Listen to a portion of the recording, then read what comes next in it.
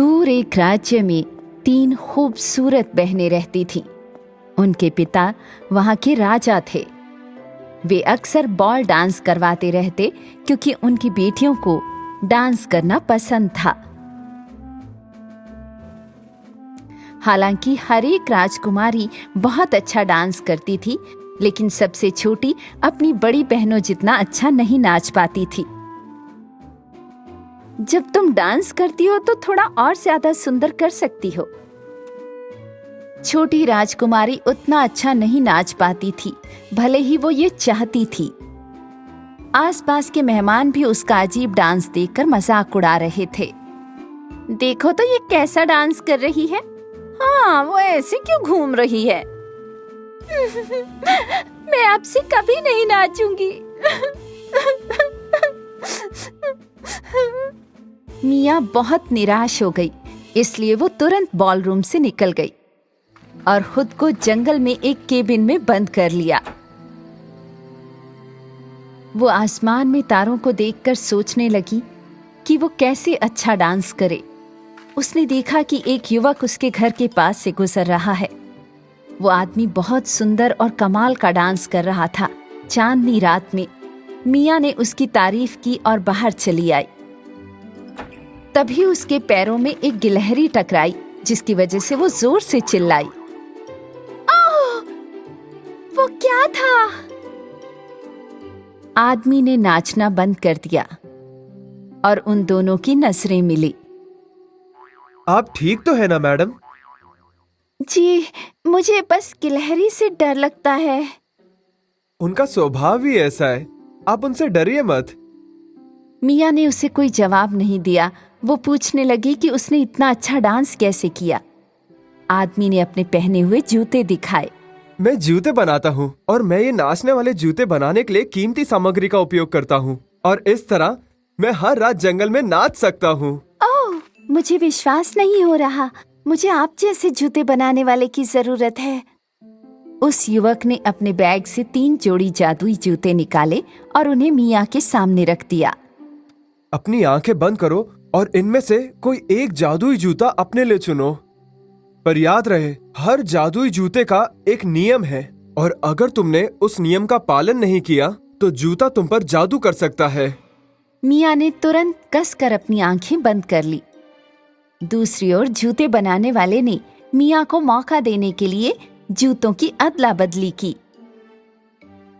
अब अपने लिए एक जोड़ी जूता चुनो। आप मुझे डांसिंग पॉल की सबसे सुंदर लड़की बना दें। मिया ने चमकीले लाल जूते चुने, अपनी उंगली से और आंखें खोली।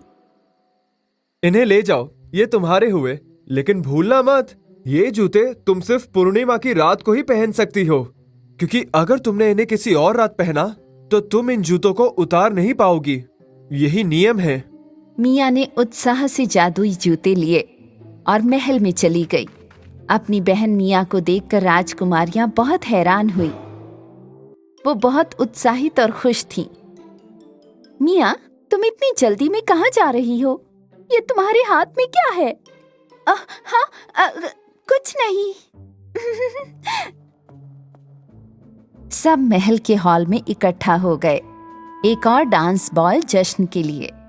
मिया की राजकुमारी बहनें शांत से नाचने लगीं, हमेशा की तरह अपने सबसे खूबसूरत आउटफिट में। नन्ही राजकुमारी मिया ने जादू के जूते पहने और महल के हॉल में डांस किया। उसने बहुत सुंदर डांस किया। वो गाने की लय के साथ थिरकती रही, इतनी कोमलता से कि राजकुमारी की बहनें और मेहमान सब वाह वाह करने लगे। क्या सुंदर डांस कर रही है।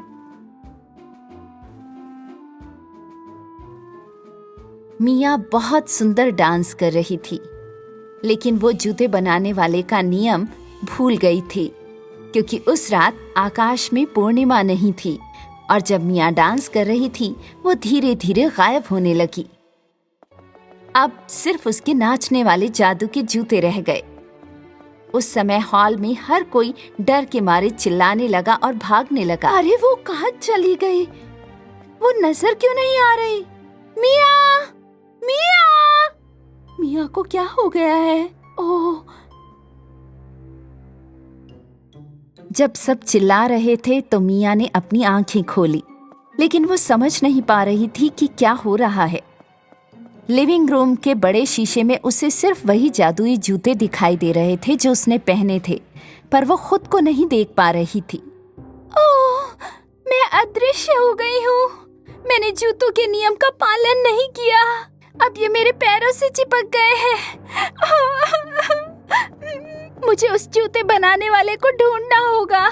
मिया की आवाज किसी को सुनाई नहीं दी। दरअसल सभी लोग दहशत में महल से जा रहे थे।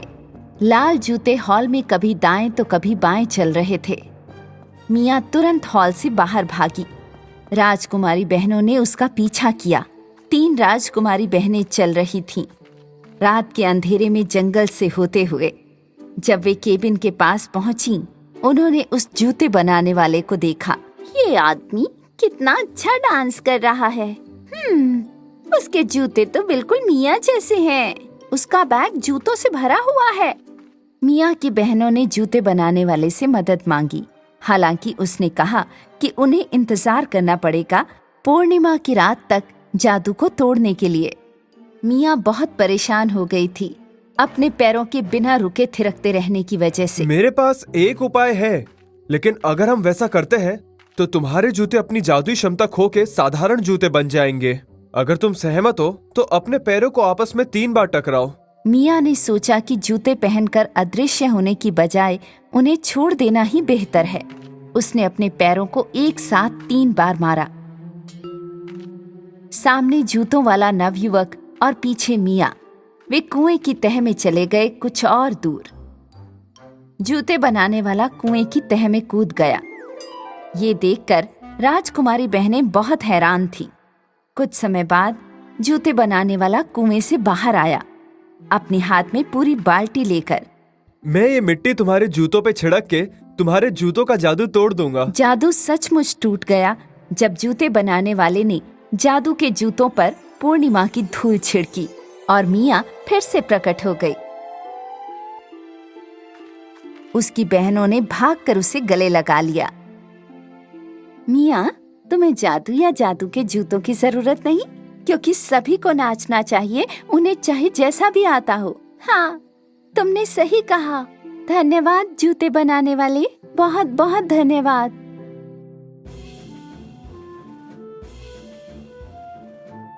उस दिन से छोटी राजकुमारी मिया अपने तरीके से डांस करने लगी, जैसा कि वो हमेशा से चाहती थी।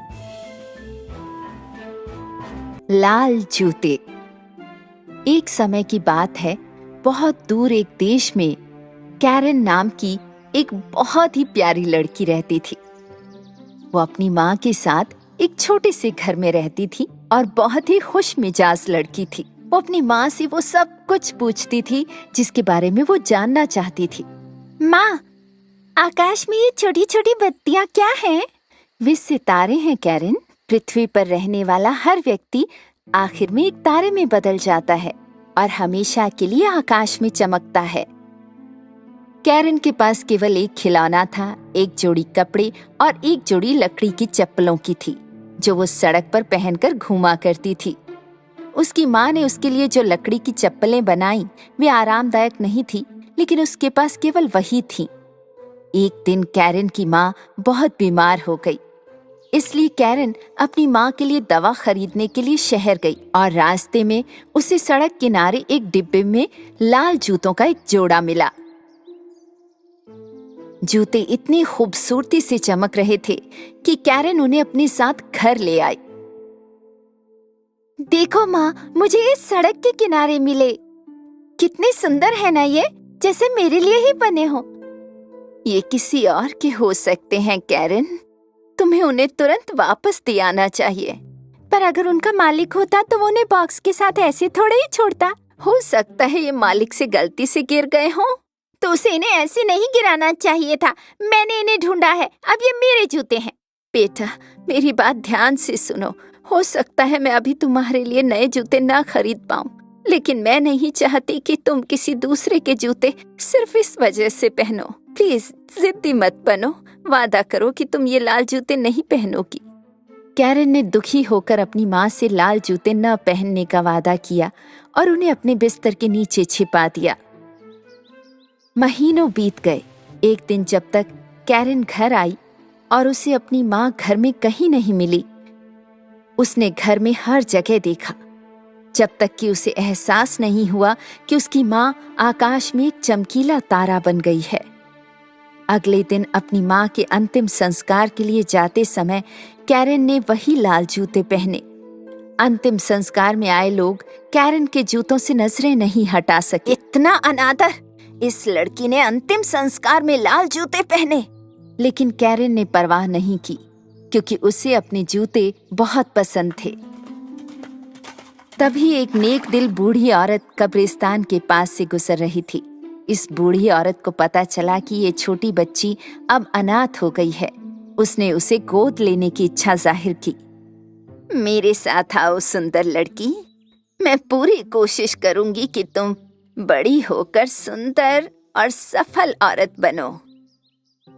इसलिए कैरन कई वर्षों तक बूढ़ी औरत के साथ रहने के लिए चली गई। कैरन, आपने अपनी माँ के अंतिम संस्कार के बाद से ये जूते पहन रखे हैं, अब आप इन्हें उतार दें। ये बहुत गंदे हो चुके हैं। नहीं, मुझे अपने लाल जूते पसंद हैं। ओह कैरन, इतनी जिद्दी मत बनो। चलो अपने जूते बदलो, मैं और अच्छे जूते खरीद दूंगी, मैं वादा करती हूँ। कैरन उस बूढ़ी औरत को नाराज नहीं करना चाहती थी, जिसने उसे गोद लेने की दयालुता दिखाई थी। इसलिए उसने आखिरकार अपने लाल जूते उतार दिए और उन्हें फेंक दिया। कुछ दिन बीते। एक दिन कैरन अपने नए कमरे में नए कपड़े और खिलौनों के साथ खेल रही थी और बूढ़ी औरत उसके लिए नई जोड़ी जूते ले आई। लेकिन कैरन को ये जूते बिल्कुल पसंद नहीं आए। लेकिन ये नीले हैं, बहुत भद्दे, मुझे ये बिल्कुल पसंद नहीं है। तो आने वाले कई वर्षों तक कैरन अपने लाल जूतों को बहुत याद करके रोती रहती। वो बड़ी होकर एक खूबसूरत युवती बन गई, लेकिन उसका जिद्दी रवैया कभी नहीं बदला। यहाँ तक कि जब बूढ़ी औरत उसके लिए तोहफे लाती तो भी नहीं। मैं ये सब नहीं पहनती, लेकिन मैंने इसे तुम्हारे लिए बुना है। मैं ये खाना कभी नहीं खाऊंगी, मेरे लिए फ्रेंच फ्राइज बनाओ। कम से कम एक टुकड़ा खाकर तो देख लो बेटी। बूढ़ी औरत कैरन के जिद्दी और नक चढ़े रवैये से बहुत थक गई थी, लेकिन फिर भी उसने उसके लिए फ्रेंच फ्राइज बनाई। जैसे ही वो अंदर आई, कैरन नीले जूते उतार रही थी, जिनके लिए वो अब बड़ी हो चुकी थी। देखो, मेरी सारी चीजें अब छोटी हो गई हैं। मैं बड़ी हो गई हूँ। कोई बात नहीं, तो चलो तुम्हारे लिए नए कपड़े और नए जूते खरीदते हैं बेटा। फिर बुढ़िया और कैरन दुकान पर गए। ओह देखो, मेरे पसंदीदा लाल जूतों की तरह, ये तो मेरे पास होने ही चाहिए। कैरन, आपको फैंसी लाल जूतों की जरूरत नहीं है। आपको ऐसे जूते पहनने चाहिए जिन्हें पहनकर तुम अच्छी लगो, किसी के अंतिम संस्कार में भी पहन सको। मैं तुम्हारे लिए सिर्फ एक जोड़ी जूते खरीद सकती हूँ।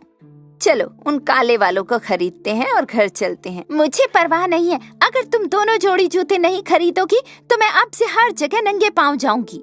ओह छोटी लड़की, काश तुम इतनी जिद्दी ना होती। बूढ़ी औरत ने कैरन के लिए काले जूते खरीदे और अपने आखिरी पैसों को उसे खुश करने के लिए लाल जूते खरीदने में खर्च दिया। उन्हें अब पैदल ही घर जाना पड़ा। रास्ते में बुढ़िया के पैरों में बहुत दर्द होता रहा और वो बिगड़ी हुई कैरन को सहन नहीं कर पा रही थी। पर कैरन को कोई परवाह नहीं थी। वो अपने नए लाल जूतों के साथ घर गई। एक दिन बुढ़िया ने कैरन से कहा कि उन्हें शहर में एक अंतिम संस्कार में शामिल होना है। कैरन, तुम्हें अपने काले जूते ही पहनने हैं, नहीं तो अंतिम संस्कार में बेइज्जती होगी। कैरन ने अपने कमरे में काले जूतों की ओर देखा और फिर चमकीले लाल जूतों को, और उसने लाल जूते पहनना चुना। जब वे घर से निकले तो उसने उन्हें अपनी स्कर्ट से ढक दिया ताकि बूढ़ी औरत को जूते दिखाई ना दें। हालांकि अंतिम संस्कार में सभी ने कैरन के जूते उसकी स्कर्ट के नीचे चमकते हुए देख लिए थे। उन्होंने अंतिम संस्कार में कैरन के लाल जूतों के बारे में कानाफूसी की कि ऐसे मौके पर ऐसे जूते पहनना कितनी शर्म की बात है। ये बात जब बुढ़िया के कान में पड़ी तो उसे बहुत गुस्सा आया। तुमने मेरी बात नहीं मानी और फिर से लाल जूते पहन लिए। तुम बहुत जिद्दी हो कैरन, कुछ तो अकल की बात करो, हमेशा बेइज्जती करवाती हो। उसी समय वहां से गुजर रहा एक सुंदर नौजवान कैरन की सुंदरता पर मोहित हो गया। वो उसके पास आया और अपने घुटनों के बल बैठ गया और उसे प्रणाम किया। तुम कितनी सुंदर हो और इन जूतों में और भी खूबसूरत लग रही हो। मेरे प्रिय, आप मुझे शर्मिंदा कर रहे हैं। आप बहुत अच्छा नाचती होंगी। मैं आज रात आपको महल की डांस नाइट में आमंत्रित करता हूँ, जरूर आइएगा। राजकुमार की पेशकश की खुशी के साथ कैरन खुशी से नाचने लगी, लेकिन कुछ देर बाद कैरन डांस करना बंद नहीं कर पाई। मैं अपने पैरों को रोक क्यों नहीं पा रही हूँ? क्या हो रहा है?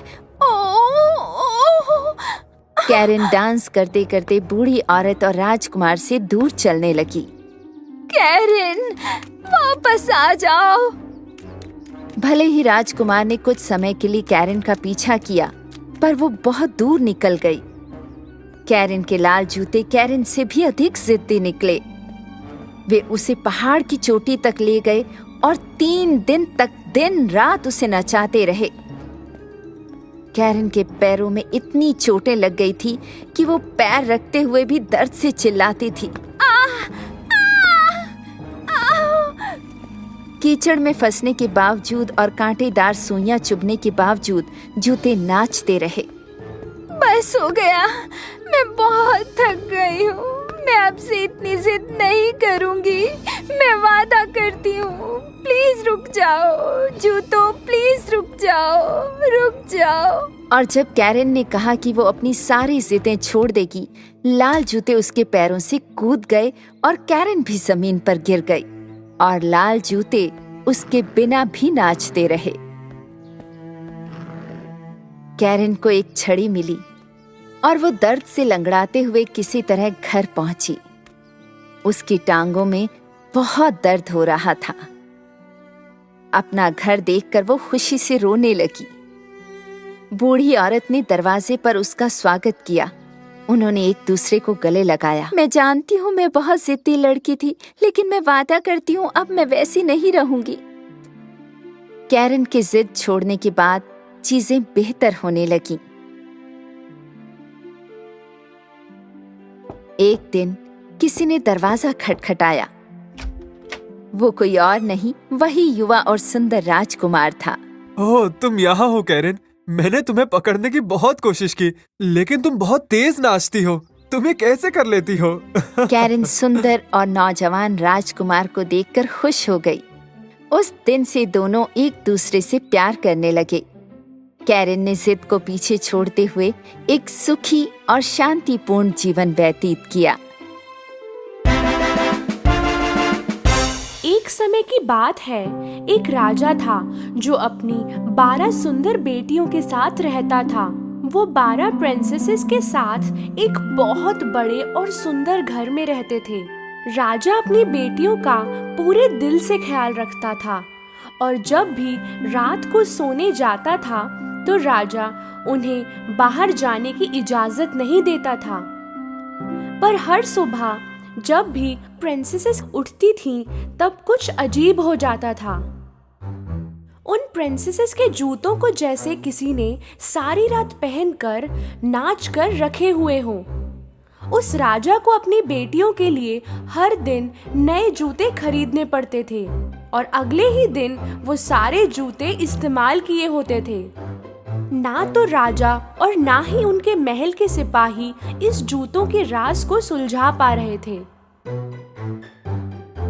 ये कैसे मुमकिन है? कैसे ये जूतों की जोड़ी एक ही रात में इस्तेमाल किए हुए लग रहे हैं? हुजूर, हम भी नहीं समझ पा रहे। आखिर में राजा ने कहा, जो भी कोई मेरी बेटियों के जूतों का राज सुलझाएगा, उसकी शादी मैं अपनी किसी भी एक बेटी के साथ कराऊंगा, उसे अपना दामाद बनाऊंगा और मेरे मरने के बाद उसी को राजा बना दिया जाएगा। पर उस इंसान के पास सिर्फ 3 दिन और 3 रातें होगी, वरना उसे अपनी बाकी की जिंदगी जेल में बितानी पड़ेगी। उस राज्य के खूब सारे नौजवान और दूसरे देशों के राजकुमार भी महल में इस काम के लिए आए। कई दिनों तक वो उन 12 प्रिंसेस के कमरे के दरवाजे के बाहर पहरा लगाए बैठे रहते थे, पर कोई भी इस राज को सुलझा नहीं पाया और जूते इसी तरह हर रात को पहने हुए होते थे। आखिरकार एक नेक दिल का नौजवान इस काम के लिए आगे आया और फिर वो महल की ओर चल पड़ा।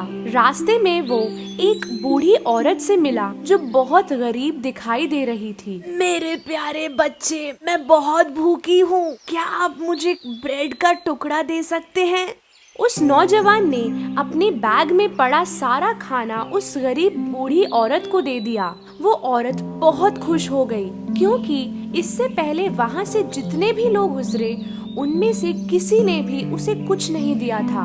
वो औरत जानती थी कि ये नौजवान बाकी लोगों से अलग है, इसलिए उसने खाने के बदले उस नौजवान को एक जादुई केप दिया। ये जादुई केप लो, जब तुम इसे पहनोगे तो तुम अदृश्य हो जाओगे। जब रात को 12 बजेंगे तब तुम इस केप को पहनकर गायब हो जाना। इस तरह तुम उन जूतों के राज को सुलझाने में कामयाब हो जाओगे। लेकिन ध्यान रहे, वो प्रिंसेसेस तुम्हें कुछ भी पीने को दे तो उसे नहीं पीना। वो नौजवान उस केप को लेकर महल की ओर चल पड़ा और जब वो महल में पहुंचा, उसने कहा कि वो जूतों के राज को सुलझाने आया है। पहले दिन जब वो उन प्रिंसेसेस के दरवाजे के बाहर पहरा दे रहा था, तभी सबसे बड़ी प्रिंसेस नींबू शरबत लेकर बाहर आई। आप प्यासे होंगे ना? हमने ये नींबू शरबत खास आपके लिए बनाया है, इसे स्वीकार कीजिए। वो नौजवान उस बूढ़ी औरत की चेतावनी को भूल गया और उसने वो शरबत पी लिया। शरबत को पीते ही वो गहरी नींद में चला गया। पूरी रात वो खर्राटे मारते हुए एक कमरे में सो गया जो उन प्रिंसेसेस ने उसके लिए बना रखा था।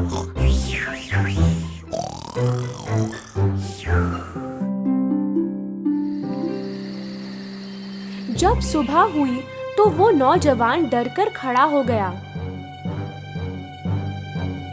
मुझे तो जादुई केप पहनकर प्रिंसेस के कमरे में जाना था। दूसरी रात वो फिर से प्रिंसेसेस के कमरे के बाहर पहरा दे रहा था। इस बार दूसरी प्रिंसेस शरबत लेकर बाहर आई। उस नौजवान को पहरा देते देते काफी प्यास लग रही थी और वो रात का इंतजार कर रहा था। बिना सोचे उसने वो शरबत पी लिया और वो फिर से गहरी नींद में चला गया। अगली सुबह जब वो जागा तो उसे उस बूढ़ी औरत की बात याद आ गई। ध्यान रहे, वो प्रिंसेसेस तुम्हें कुछ भी पीने को दे तो उसे नहीं पीना। जरूर उस शरबत में प्रिंसेसेस ने नींद की दवाई मिलाई होगी। उसी वक्त राजा वहाँ पर पहुँचा। 2 दिन बीत गए और तुमने अभी तक उन जूतों के राज को नहीं सुलझाया। अगर आज रात तुम इसे नहीं सुलझा पाए तो अपनी बाकी की जिंदगी जेल में बिताना। राजा ये बात कहकर वहाँ से चला गया। उस नौजवान को आज किसी भी कीमत पर उस राज को सुलझाना था। उसी रात आखिरी बार वो फिर से प्रिंसेस के कमरे के बाहर पहरा देने लगा। इस बार सबसे छोटी प्रिंसेस संतरे का शरबत लेकर बाहर आई, पर इस बार वो नौजवान चौकन्ना था। जब प्रिंसेस वहाँ से चली गई, उसने उस शरबत को गमले में फेंक दिया। आधी रात हो गई थी। उस नौजवान ने जादुई केप पहना और गायब हो गया। धीरे से उसने प्रिंसेसेस के कमरे का दरवाजा खोला और उसने जो देखा वो देखकर हैरान हो गया। सारी प्रिंसेसेस ने अपने सबसे खूबसूरत बॉल गाउन्स पहनकर नए शूज पहने हुए थे। चलो चलो देखते हैं कि वो नौजवान सो गया कि नहीं। एक प्रिंसेस ने दरवाजा खोलकर बाहर झांका और दूसरी ने दीवार पर अपने कान लगाए। तभी उस नौजवान को ख्याल आया कि उसे खर्राटों की आवाज करनी होगी।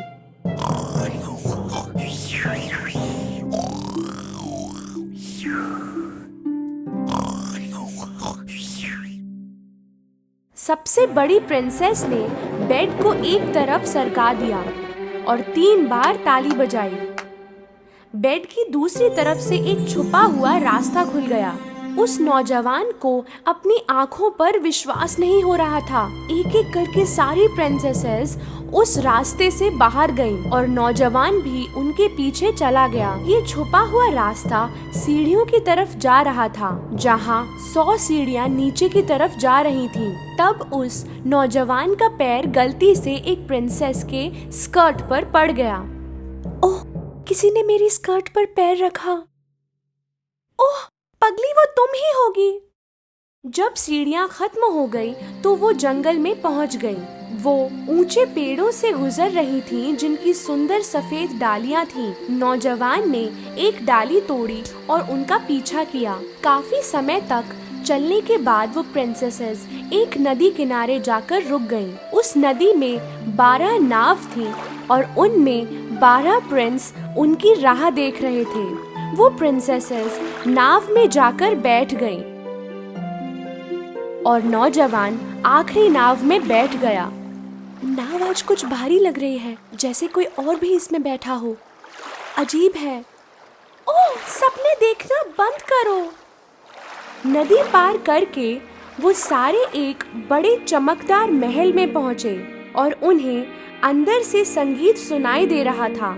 जब उस नौजवान ने खिड़की से झांका, उसने देखा काफी लोग अंदर नाच रहे थे। जैसे ही सारी प्रिंसेसेस महल के अंदर गईं, वो नाचने लगी। वो नाचते नाचते थक गईं, पर फिर भी नाचते ही रहीं और इसलिए उनके जूते पहने हुए लग रहे थे। नौजवान अपनी भूख को बर्दाश्त नहीं कर पा रहा था। उसने टेबल पर पड़ा केक का एक टुकड़ा उठाकर खा लिया। छोटी प्रिंसेस ने ये देखा। मेरा केक हवा में उड़ रहा है, जैसे कोई अदृश्य इंसान उसे खा रहा हो। बकवास बंद करो। नौजवान ने सबकी नजर बचाकर सुनहरा कप टेबल से उठाया। प्रिंसेसेस सुबह होने तक नाचती रहीं। फिर वो नाव में बैठकर नदी पार कर गईं। जंगलों से गुजरते हुए, सीढ़ियों से चढ़ते हुए आखिरकार अपने महल में फिर से पहुंच गईं, पर उनके जूते फिर से पहने हुए थे। वो नौजवान बहुत खुश हुआ क्योंकि उसने आखिर में पहने हुए जूतों का राज सुलझा ही लिया।